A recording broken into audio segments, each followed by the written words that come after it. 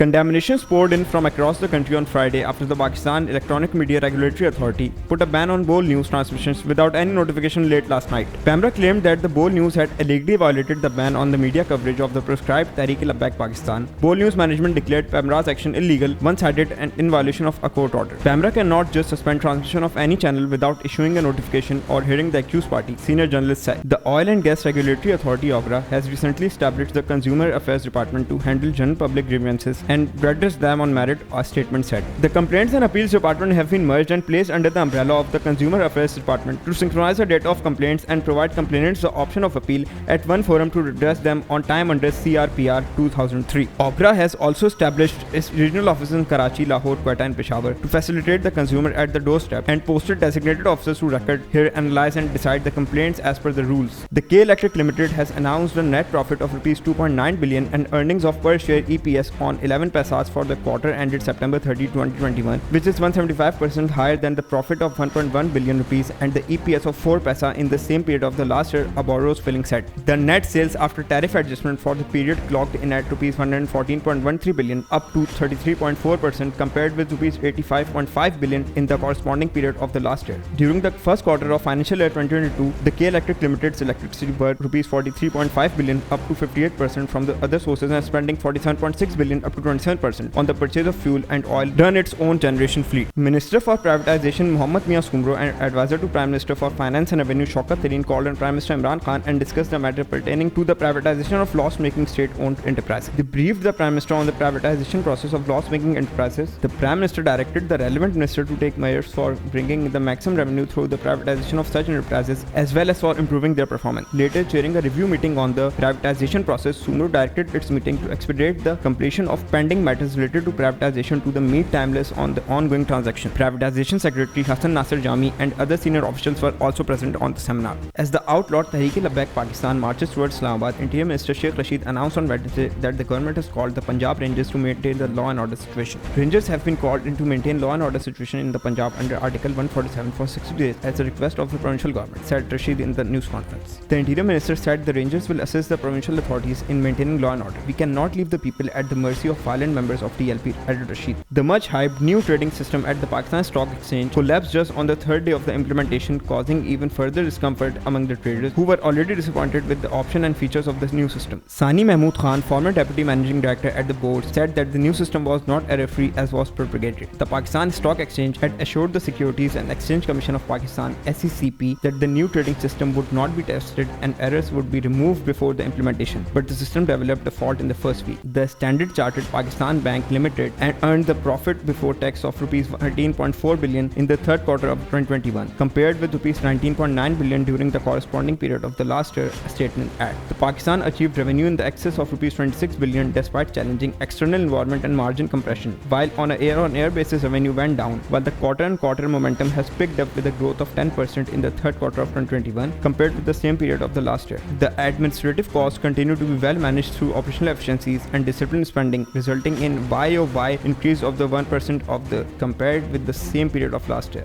The Pakistan State Oil PSO continues to assert its dominance in the energy market as it outperforms the industry, demonstrating its reliance and strength despite the lingering impacts of the pandemic. The market leader reported an all-time high net profit after tax on Rs 11.9 billion in the first quarter of the fiscal year 2021-2022. The first quarter of the fiscal year 2021-2022, first quarter of financial year 2022, a growth of 133% compared with the same period of the last year. The PSO's Board of Managing reviewed the performance of the company together with the subsidiary Pakistan Refinery Limited (PRL) for the first quarter ended September 30, 2021 during the meeting held at the PSO House, Karachi on October 28, 2021. Aisha Umar has her own fickle style of elevating an outfit and fans always look forward in her fashion outings. In her latest Instagram post, the Bulbul star seems all set to waltz into the Filmfare Middle East Achievers Night. Dropping the photos on the social media platform, Aisha Umar made a stop and stare. She took the style quotient a few notches up with glittery makeup with a bunch of finger rings, a nude glossy shade with the lips. Popular Indian star Shahnaz Gill has paid a teary-eyed tribute to her late rumored beau Siddharth Shukla, who passed away on September 2 after suffering a massive heart attack. The heart-wrenching tribute song Tu Yahi Hai by Shahnaz Gill has left all Siddharth's fans, fellow stars and even Pakistani celebrities quite emotional. The song has garnered more than 1.9 million views in just 3 hours of the release. We have moved past the hate for New York's self-absorbed literacy dreamscape in season 1 and beyond the loathsome organic produce infatuated waste wasteland of conceded privilege that was Los Angeles in season 2.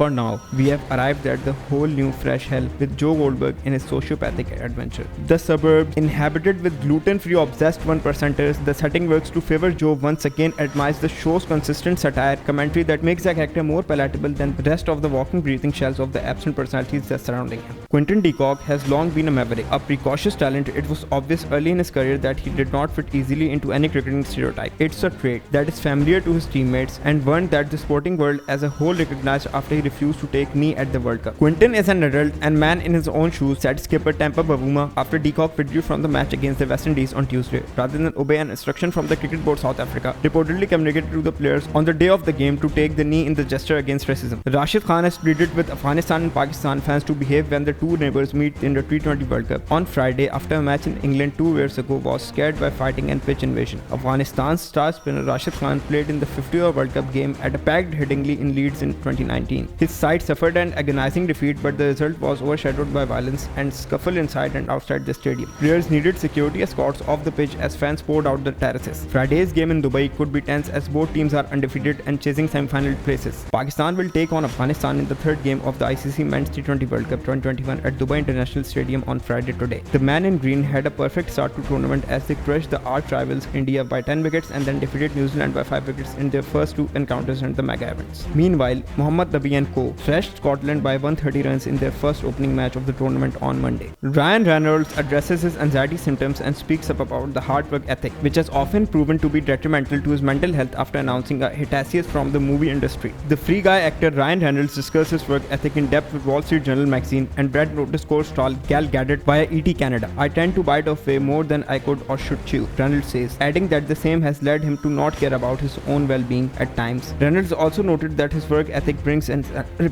Reynolds also noticed that his work ethics brings his anxiety because of his trait of fixating on things. बोल briefs की video सबसे पहले देखने के लिए बोल briefs के channel को सब्सक्राइब करें और बेल आइकन पर क्लिक करना ना भूलें।